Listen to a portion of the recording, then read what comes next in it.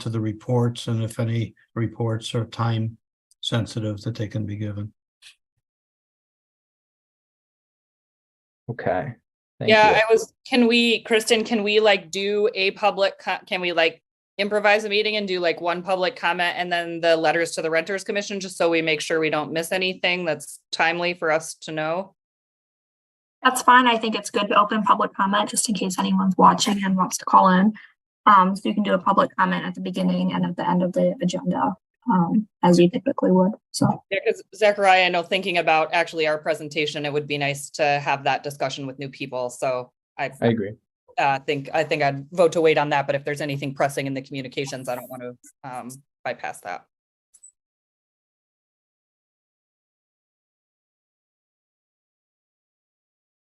So I'm just going to look at the communications now. I think there was a communication that could be considered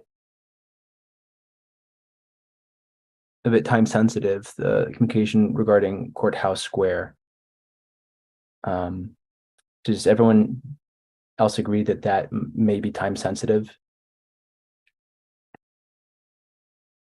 Okay. And okay, so I'll just put the question out there. First of all, I would like to say that I agree with just waiting till our next meeting, but if we can discuss or have a public comment and discuss that one piece of business, I think the other two ones, regarding the carbon monoxide requirement, I think might be good to discuss at our next meeting, and the DDA document might be good to discuss at our next meeting as well. So is everyone okay, or how do you all feel rather about just having public comment and just discussing the one communication regarding Courthouse Square before we adjourn, and then we'll pick up at our next meeting? I think that's a good plan. Okay. All right. So I suppose that's what we'll do. Should we have public comment first? Sure. Okay. Kristen, would you like to lead that? sure. Public comment can be made by phone at 877-853-5247 or 888-788-0099 and enter meeting ID 935-8080-1941, or with the Zoom link by joining the meeting at a2gov.org/Renters Commission meeting. You can press *9 to raise your hand if you're calling in and you'll be called on to speak, or you can use the raise hand feature if you join from the Zoom link.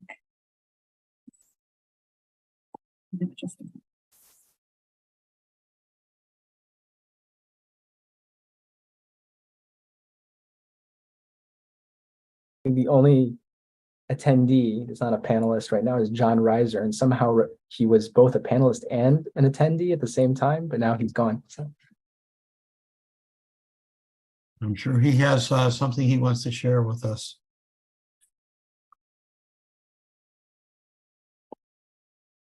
All right, it looks like there's no attendees. Sorry, folks, I'm having some laptop issues, so I went in on my phone. no worries.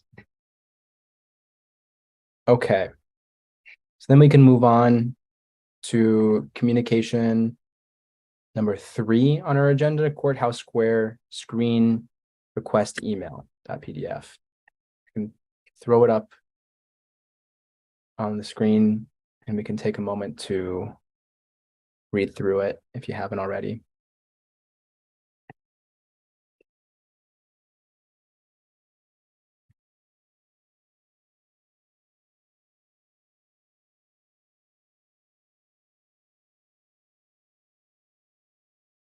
And Jordan, since you are mentioning this, maybe you would like to walk us through the situation, if you like.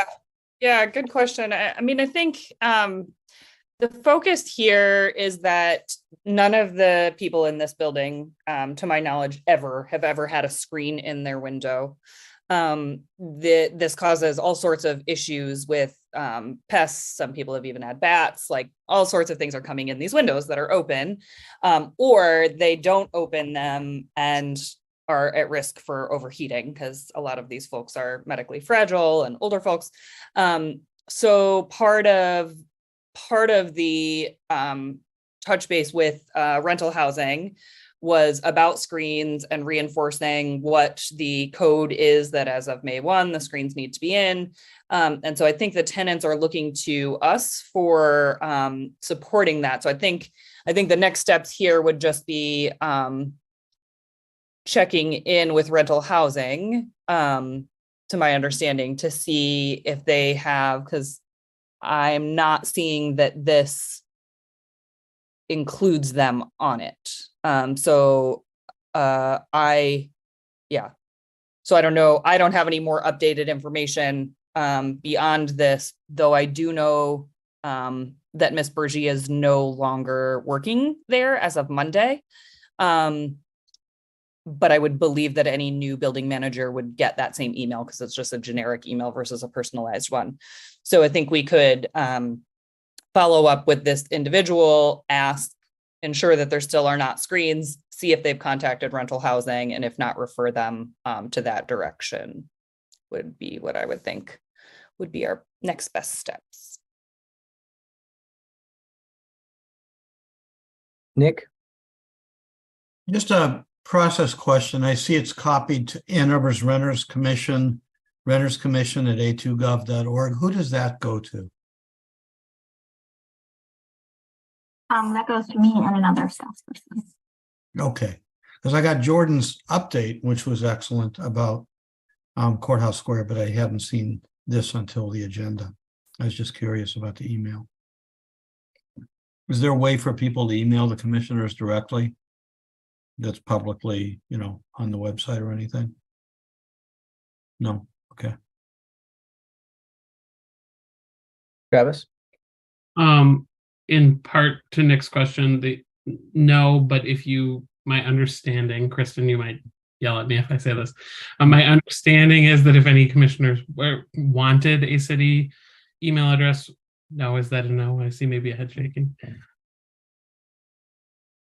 I can certainly ask, but I'm not aware of that as an option for commissions. Generally, I know city council has email addresses. There may be another body.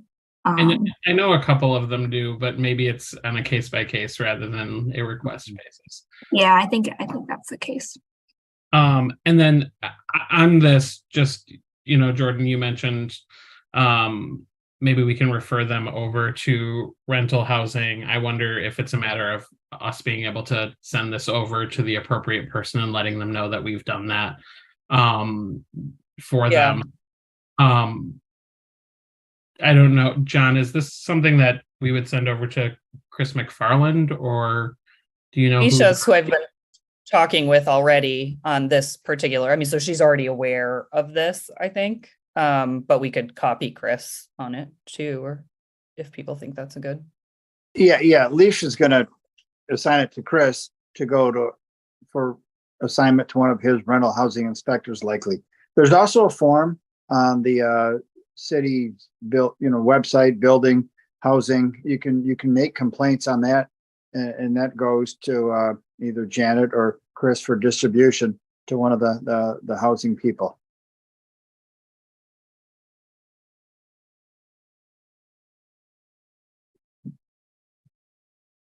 Yeah, and so just to clarify, you've talked to Alicia about the situation in Courthouse Square, but not about this particular issue with the Both, screen? actually. I tried to make sure that we were able to equip the tenants with the best knowledge of what the policies were. And also asked a secondary question at the tenant's request about the building is claiming that they're grandfathered in, there's some sort of exemption. But at least when I talked to rental housing, they didn't seem to think that was a possibility. So I think the next step is, just to say, we're submitting this and we've encouraged the tenants to reach out to you. Because I guess Yeah. my thought, like, yes, we can forward it, but there also might be, and somebody can correct me if they know, there also might be the need for the tenant to submit formally for a process type of thing. So confirming that the screens are, I mean, I don't know, what was the date on this email? I just closed it. Anybody still have it? May up? 10th. May 10. Okay. So yeah, I mean, that was basically what we had said, you know, give a little bit of time after May 1st, though ideally they should be in that day, and then, you know, kind of reach out. And she had talked to them verbally, from my understanding, a few times before this email. So them meaning the housing people at courthouse. So yeah, I think it's fine for us to send it over, but also to send this particular renter the link to the this is how you submit a formal complaint with the city, if that's the next step that you would like to do. And we've also alerted them. That makes sense. So I wonder if we could forward this to Leisha and ask Leisha what the next steps for the tenant would be. And once we get that information, either if Leisha wants to send that to the tenant, or if we're just going to tell give the explanation to the tenant and encourage them to go through the whatever channel it is. Sounds like it's this form. So, Kristen, should one of us do that, or would you prefer to do that? I'm sorry, I'm muted. I'm happy to do it. I'll do it this evening. Okay.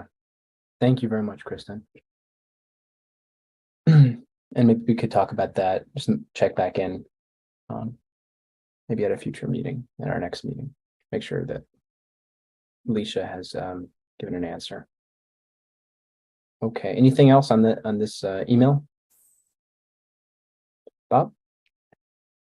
Just a question on this whole grandfathering issue. I'm unaware of any grandfathering requirements like that, but it would be interesting to know if any such things exist. Yeah, I think that's the question, right? Like, is there a design that would prohibit screen insertion? I can imagine that potentially there is. And, you know, I think that's up to rental housing to confirm to us.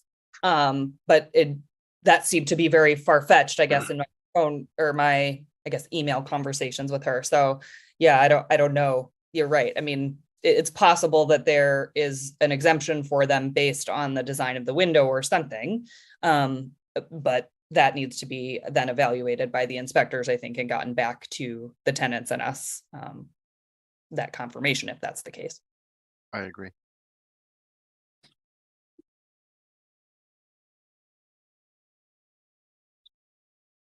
Anything else? Any other thoughts or questions about this?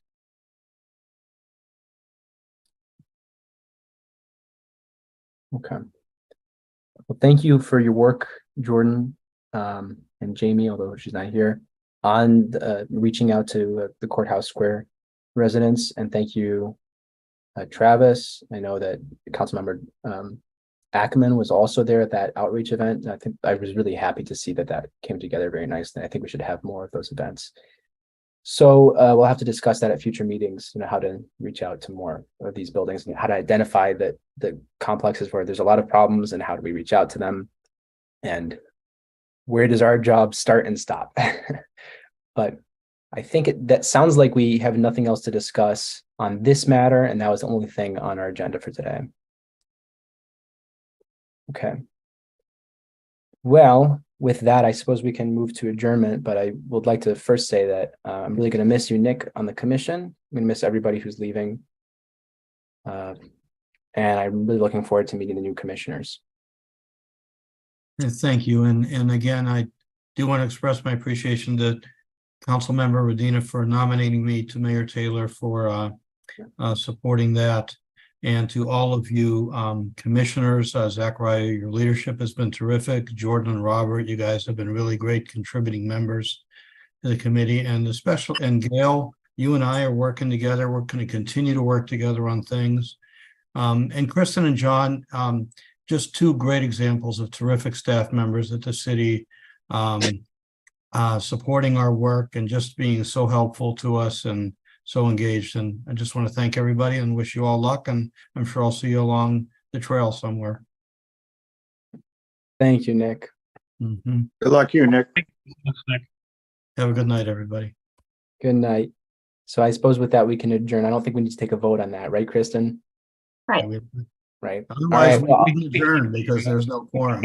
yeah, right. I mean, I guess we did, it was a working meeting or whatever. Just hit the leave button. That's how you end it. Yeah, okay. All right, well, I'll see you next month. Reach out if you have any questions, any projects you want to work on. I'm always happy to help, to attend a smaller group meeting or just call and talk on the phone. You have my number. Got it. Okay. Talk soon. Bye, everyone. Have a great night. Thank you. Bye.